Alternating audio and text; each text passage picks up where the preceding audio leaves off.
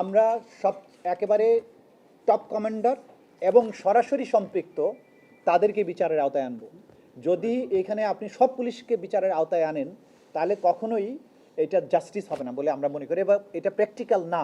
8 জনকে আমরা আসামি হিসাবে পেয়েছি।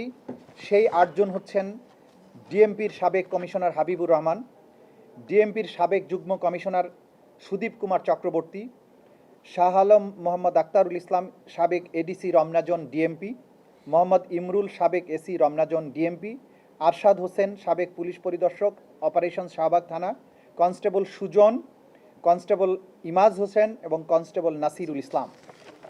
এই 8 জনের বিরুদ্ধে তদন্তে তাদের বিরুদ্ধে সম্পৃক্ততার প্রমাণ, কমান্ড রেসপন্সিবিলিটি দুটো মিলিয়ে যারা সিনিয়র অফিসার তাদের নির্দেশ এবং যারা সরাসরি গুলি করে হত্যা করেছে তাদের ভিডিও সহ অন্যান্য প্রমাণাদিতে পাওয়া যাওয়ার কারণে এই 8 জনের বিরুদ্ধে তদন্ত রিপোর্ট দাখিল করা হয়েছে।